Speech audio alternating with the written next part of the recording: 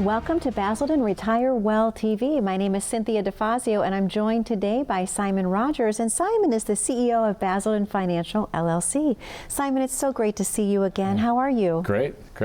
Yep. Things are really busy? Yeah. Oh, yeah. Incredibly busy. Yeah. You have such a passion for helping people retire comfortably and with peace of mind. And in case someone is just tuning in for the first time today, that is the most important part of this show, obviously, is making sure that people have confidence to retire comfortably. So Simon, let me ask you in your words, how important is it to have a retirement plan in place when you're in the retirement years? Yeah, incredibly important, and I would urge everybody to get that. Okay. And if they don't get it with us, get it somewhere. Okay. But it can not only avert problems and disasters, but it can also, the nice thing is it brings you peace of mind because you have a plan now and you can see it. And our plans are put together on one page, and within 5 minutes I can explain it to a brand new client. Wow. So it is as simple, I've made it as simple and easy to digest as possible. And I think okay, great, you've got a financial professional and they're doing things for you, but what I find, most clients don't understand what their professional is doing. They don't get the plan. And I don't, this is not intentional of mine, but I don't use the jargon in our industry that most professionals use of sharp ratios and all that. I just plain English, because my intent and my drive is to make sure my client understands what's going on. And I think that brings a lot of comfort when they can understand the plan that's in front of them and the plan that they're on. It just sets their mind at ease. So I know, and we've talked about this in the past, that a lot of times when people come in to sit with you, they may have things in their portfolio investment-wise that they don't even know why it's in there or what it does. And so you're able to help clarify what they have, but also build a plan that's suited to what their needs are, I should say. Yeah. And you find some of the best ideas are the simplest ones. Sure. Like, wow, why didn't I think of that? And our plans are built that way. They're fairly, I mean, there's a lot that goes on behind the scenes. Sure. Underneath that one page, there's all kinds of decisions and calculations, but the one page is just, it's like, it clicks, a light goes off, and it's like, I get that. That makes sense. And I love that you have it on one page. I mean, it can't get any simpler than that, right? Because sometimes you see like giant books that are plans, but having it one page is about as simple as you can possibly make it. Yeah, yep. And it is a recap page. I mean, we give clients a 3-ring binder, leather binder. It's got everything in it. It's full. It doesn't just have one page. But the whole point is it's watered down to one page. I love that. And they can get it right away. That makes complete and total sense. Well, I love the fact, Simon, that we started the show, it's been months now that we've been together on the show, and every week we've been able to get some really amazing callers. But the questions that they're leaving behind, they are pretty amazing. So we started doing the viewer questions last episode, but I thought let's continue this week because we have a lot to get through. So if you don't mind, is it okay if we just jump right in today? Okay. Yeah, I love them. So Simon, you have a viewer that actually called in and he asked this question. He said, Simon, I'm confused. What's the difference between a regular IRA and a Roth IRA? No. Okay. Great question. Regular IRA is money that we've deferred off our paycheck and put usually into our 401k, then we rolled it over to an IRA. Or you may have had an IRA on the side and you put your own deposit in, and then when you did your taxes, let's say you deposited $5,000, you deducted that $5,000 off your income. So all the money that's gone into the IRA, and we call it technically a traditional IRA. Okay. And it's also deemed by the IRS as qualified money, and what that means is qualified to be taxed. So all that money has not, income tax is not applied to it. Okay. So it is sitting there with basically, if you think about a zero cost basis, and maybe you have $250,000, none of it has been taxed. Okay. The Roth is the exact opposite. You prepay the income taxes. So that same $5,000 that goes in, you put it into a Roth. You don't get to deduct it off your taxes. You can't defer your paycheck into your, some companies do have traditional, most of them have traditional 401ks. Some do offer Roth 401ks, but that is after-tax money. So you pay your income tax that goes in, and the great thing about Roth, and I'm a huge fan of Roth IRAs, have one myself, is that all the growth is in, the rules are, it's tax-free. That's fantastic. Yeah. Yeah. So if you had an IRA that had 100 grand and a Roth 100 grand, they both grew to $1 million. Mm-hmm. You owe taxes on the full million over here on your traditional IRA, and you owe no taxes on the Roth IRA. That is a great concept, especially planning long term, like you mentioned earlier. So that's fantastic. Yep. So here we have another great question. It says, Simon, I am putting enough into my 401k to maximize the match my company offers, but I could easily contribute more. Is that a good idea, or should I put the extra money somewhere else, like an IRA versus the 401k? Yeah, no, that's a good question. Yeah, that really is. Yeah, so I always encourage people that are still working, that are contributing, if their company matches, which is becoming less and less frequent, and the match isn't as great as it used to be in years past, your employer's offering you free money. Take it. Exactly. Like, yeah, why not? Take it. Absolutely. Like, first and foremost, match, because sometimes it's dollar for dollar. So you put in 3%, they put in 3%. Guess what? You just got 100% return on your money. Yeah. Your money just doubled. Yeah. Where do you go where you double your money with no risk? Exactly. So take full advantage of that. Do what they're doing, which is maximizing the match. And then once you get to that match, then there's opportunity for other vehicles. So a 401k often limits us to the number of options. So we typically see 15 to 30 investment options in a 401k, where there's over 20,000 mutual funds. So do you have the top 15 to 30 mutual funds?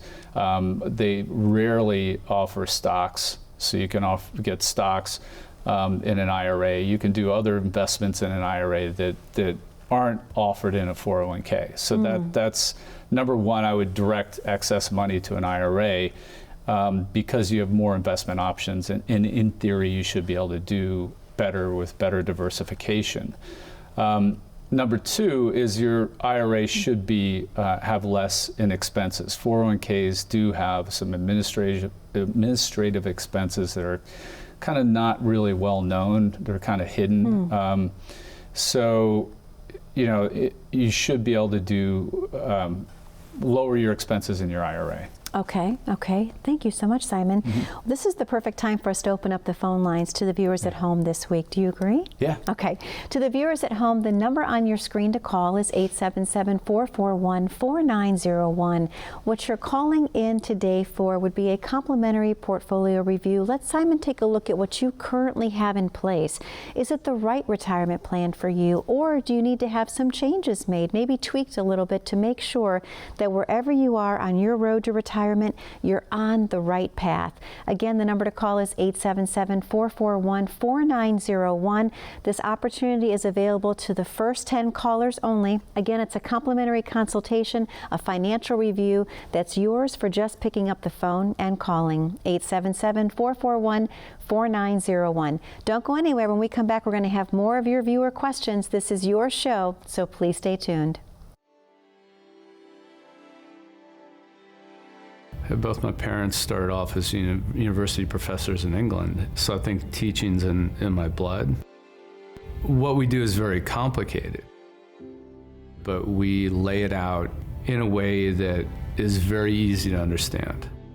It's just a matter of being able to convey the information that they need most to make the best decision for them. You don't have to do what we do for a living to take a look at our plan and within a couple minutes totally grasp it. When you're teaching, you're really helping somebody learn. So I have a genuine love and desire and kind of a need really to help people. I think that comes from my heart.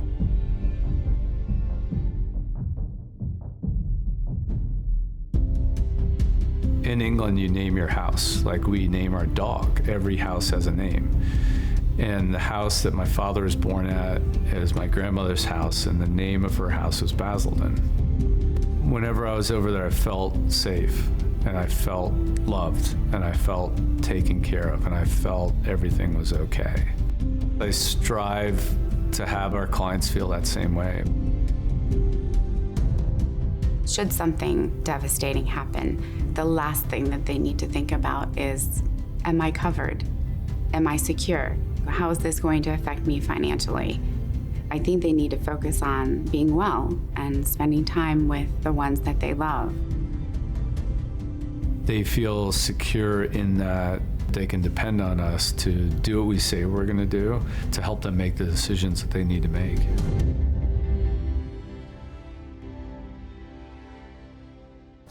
Welcome back to Basildon Retire Well TV. My name is Cynthia DeFazio, and I'm joined today by Simon Rogers. And Simon is the CEO of Basildon Financial LLC.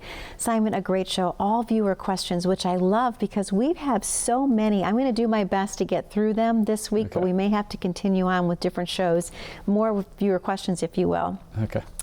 This is a great question. I definitely want to squeeze this one in because I think a lot of people in the viewing audience might be wondering the same thing. It says, Simon, when is the best time to start collecting Social Security? Wow. Yeah. Okay. When is the best time? Okay. Well, first, I should say that Social Security has over 2,700 rules. That's amazing. Yeah, and I've done seminars on them where just strictly a social Security seminar. And I like to start with the audience and ask, how many rules do they know? And we usually get 8 to 10, 12 rules on a good crowd that people can announce. And then I ask them if you played a board game with somebody who wrote the game, and there are 2,700 rules to it, and you knew 10 of them, how well do you think you're gonna do? Yeah, very good analogy. Absolutely. Yeah. I love that analogy because it kind of drives it home. It's like, I wouldn't do so well, would I? They're gonna beat me. Yeah. So when we use software to maximize our clients' Social Security, and so because there's so many. Now, granted, the vast majority of these rules don't apply to us. They're weird kind of anomaly type rules, but a good chunk of them do. And it's important to know them, and you can really get great benefits and maximizing your benefits by following a couple, 2 or 3 of the rules, and they're fairly simple. When we do use the software to maximize our clients' Social Security, it may spit out X, Y, Z as an answer. And then the discussion comes. And maybe that answer is delay your Social Security till you're 70 and you're going to get the highest check, Sure. But then the question is, okay, what kind of assets do you have to get to 70? And you certainly don't want to deplete all your assets or most of them just getting to this high Social Security check. Sure. And with no guarantee that you're going to live past even to 70 or past 70. And since you can't pass on your Social Security as a lump sum to your beneficiaries, your kids or grandkids, maybe even though the most Social Security money or income in retirement would be to take that path or that strategy, maybe we just do the exact opposite. And we start collecting at 62. And that way we put less stress on our own assets. And when we run the numbers, we've got not only more money to pass on when we go, but obviously more money should we need it while we're alive, or that we can spend and we can use. And so, that's just a very, very basic example of why everybody's different, everybody's unique, and there's a lot of rules, and we can take advantage of the rules, but it also plays into what is their unique situation, and every client's different, and every piece of advice that we give is different. So. And I have to ask you, Simon, because a lot of people get advice at work, at the water cooler, if you will. And so there's a lot of rumor that you should take it early because it could be going away. So what are your thoughts on that if someone has a question of, is it going to go away? Yeah, and we get that a lot, and that's a big concern out there. It's been in the news for years. And so all the data shows that, Social Security is being funded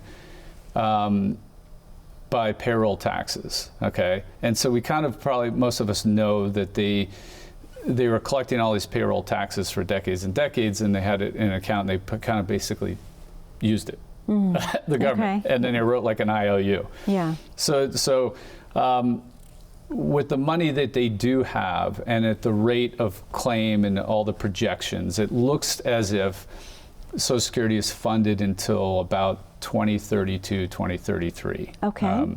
Give or take. And people think when they hear that, oh my God, then my check's going to stop then. No, actually, because people are still working and paying into the system, it is covering the Social Security checks for the people who are retired and collecting Social Security. It just means we have a shortfall now. Like they're not collecting enough as they're paying, as compared to what they're paying out. And they're going to run the money they do have set aside empty by this 2032 or 33. Okay. And it doesn't mean everything stops and screeches to a halt then. What it means is now they've got about a 25% shortfall. So what they have going out, they're covered about 75% of that with what they have coming in. So they just got to make up the extra 25%. Okay. And we all know that the government runs on deficits. And Right. so they'll just print some money and cover that extra 25%. Right. An extra comfort to people who are concerned about that is the senior population is the politicians know they're the biggest voting bloc. So, absolutely. They want their votes, and so they're not going to stick it to them. I tell people in their 20s and 30s, don't bank on Social Security being there for you, because I honestly don't think it will be. Sure. I'm 54. I'm questioning whether, I'm going to hit it. Yeah, I know. But I think somebody in their 40s shouldn't bank on it. They should set up their own. And if they get it, great. That's gravy. But I wouldn't worry about that. Also, people who are close to retirement or in retirement, they, it'd be highly unfair to just stop their check. Yeah. And, for some people, that's all the income they have coming in. Sure. So, and there's a lot of other things that the government can do. They can means test it. So, like, you're a multimillionaire and you don't need your $2,800 a month in Social Security. They can take it away. They can extend the taxes because it's about the first like $117,000 that gets of income gets a Social Security tax applied to it.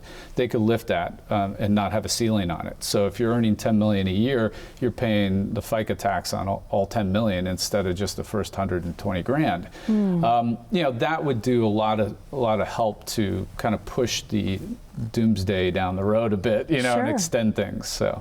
Yeah. Absolutely. Well, Simon, thank you for that two-part answer, because I threw the other question in there. Yeah. But this is the perfect time for us to reopen up the phone lines to the viewers at home. To the viewers at home, the phone number on your screen to call is 877-441-4901. If you have questions on how to retire comfortably or with confidence, Simon has the answers for you. Let him take a look at what your current plan is. Is it the right plan for you, or do you need to have a plan designed from scratch? Simon is able to help you with that as well. Again, this is a complimentary financial review to the first 10 callers only this week. The number to call is 877-441-4901. Don't go away. This is your show, as you know, and we have more of your questions to follow, so don't turn that channel just yet. How confident are you in your current financial plan? Do you know with certainty how the recent market volatility will affect your future hopes and dreams? How much are you paying in taxes? And how much are you losing to unnecessary high fees? You didn't work to save this money so that you could spend your time worried in retirement.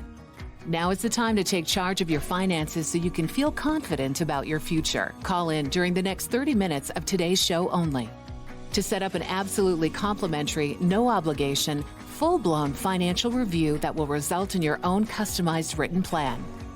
This is a $999 value that we're giving away complimentary to the first 10 people who respond. We'll start with a full-blown analysis of what you already have by running a report to untangle how much you are currently paying in fees, how you're allocated for risk, and what it's costing to work with your current advisor. Next, we'll identify your goals. Where do you see yourself in the next 5 years? Where do you want to go, and who do you hope to go there with? Is your current financial plan set up to get you there without mishap? Let's design a roadmap to create a financial plan you can follow with confidence. Get the piece that so many people are missing from their retirement. Find out how having a written plan can make a difference to your retirement dreams. Call now to schedule your complimentary, no-obligation, full-blown financial review today. Welcome back to Basildon Retire Well TV. My name is Cynthia DeFazio. I'm joined today by Simon Rogers, and Simon is the CEO of Basildon Financial LLC. Simon, a great show we're having, and I love the viewer questions, and I want to get a few more in, so if you don't mind, I'm just going to jump right in. Sure. This is a great question. It says, Simon, can I use my 401k to buy whole life insurance? Oh, great question.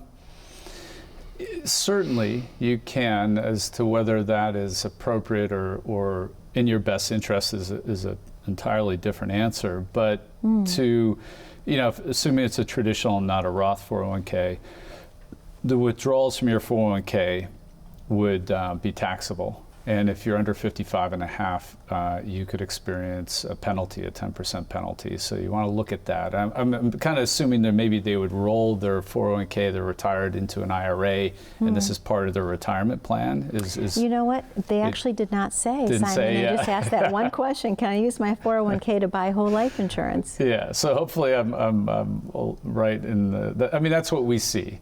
Now at that age. Whole life is fairly expensive, and it's an expensive product to start with. But what has kind of hit our industry in the last 10 years is using like an index universal life policy to put excess cash and grow that. And if you do it properly, there can be some tax advantages to it. But generally speaking, and without knowing all the details of this particular caller, that move or using those types of products to grow money on a tax advantage basis is a play to make when you're a lot younger, when the cost of insurance within the product is lower. Okay. So it doesn't eat into your returns. Okay, thank you, Simon. This is another great question. It says, Simon, I'm 61 years old. I've never been married. I have no kids. How much retirement planning do I really need to do, since I don't care if there's any money left for anyone when I die? Yeah. Wow. I mean, that's pretty straightforward. Yeah, it is. Well, I would advise to do planning, because certainly, like anyone else, no matter if they're a couple with kids, you don't want to run out of income in retirement. So you want to do enough planning. It's not as extensive of a task for somebody like me to plan for somebody like that versus a couple with kids and grandkids, and we want to fund 401ks, and we cover long-term care and all that kind of stuff. So yeah, some planning. It's not as extensive. But I kind of joke, and I do have clients with kids that just aren't of the mindset to leave them anything. But I always joke with somebody like that, is the plan then to bounce the last check to the undertaker? And I usually get a laugh out of that. Yeah, but, sounds like maybe. Yeah, that's what I'm thinking. But yeah. Okay. So if that's interesting to them, then do some planning so that you can do that. Okay, excellent. Now this is a really good question too. It says, Simon, an IRA is being willed to me. If I inherit it before the age of 59 and a half, can I have it sent directly to my own IRA? And what are the tax implications? Ooh, good question. So willed, meaning somebody passed, and I would assume that is a parent or somebody, not a spouse. I would think so too. Yeah, because there's different sets of rules. So, if we're making that assumption and it's a parent's or not a non-spouse IRA, the spouse hasn't passed, then you can't roll it into your own IRA. So, and then you're set onto a distribution schedule, which you've got like 3 choices to make on how you're going to take the funds out of that account, because we talked about when you hit 70 and a half or 72, require minimum distributions. Sure. Well, if that person has passed and left you that IRA, the IRS still wants their tax money from that IRA. So it doesn't they haven't forgotten about it, Yeah, so, they know. Yeah, so now they're going to force you to take withdrawals so they can tax it. Okay. Wow, thank you so much. Now, this Yeah. is a great question, too. I'm 55 years old, and I've been with the same company for about 15 years. I've always had a 401k, and I'm taking advantage of the match. Now the company is offering a Roth 401k. Should I be contributing to it as well? Are there any disadvantages? And we have about 2.5 minutes left, Simon. Okay. Yeah, I love, a big fan of Roths Yeah. because it grows tax-free, and that's one of the very few investments you can get like that. If you have excess money and it's in your budget that you can siphon off into that Roth 401k, I would be a fan of doing that. Okay. What it's going to do for you in retirement then is going to give you another bucket. So you're going to have your 401k or your traditional money that's 100% taxable, and then you're going to have your Roth money that's not taxable at all. Okay. So when we fast forward into your years of retirement, I can't tell you how many times a client's called and, hey, my kid or grandkid needs some money, or we want to remodel the bathroom or kitchen, or X, Y, and Z. And they need a chunk of money above and beyond what was in the plan and what was scheduled, which is often not a problem. But if we're going to take a chunk of like 50 grand, let's say we need 40 to remodel the kitchen, and so we need to take 50 gross out of our traditional 401k because we got to pay 10 in taxes. But if we had 50 in the Roth, we could take all 40 out of the Roth and not pay anything in taxes. Typically, that's an extreme, Okay. but usually we're straddling two different tax years. If we can start the construction at the end of the tax year and finish it in the next year, then I can take 25 this year and 25 next taxable year and keep the tax rate down. I can also blend a withdrawal from a traditional and Roth to even further suppress what is legally due in taxes and Wow. keep more money in the client's pocket and less in the IRS. Which is always the goal. Everyone wants to keep as much as they possibly Yes, can. But yes. again, with a lot of these questions, Simon, the answer really lies within coming into the office, sitting with you, and allowing them to really reveal their situations to you so you can see exactly what's going on. So again, thank you for another amazing Thank you. show this week. To the viewers at home, thank you for spending time with us this week. And again, most importantly, thank you for your questions. The number to call is 877-441-4901. Simon is offering you a complimentary financial review. Let him take a look at where you currently are. Be safe, be happy, be blessed. We'll see you back here next week, same time, same place. Take care.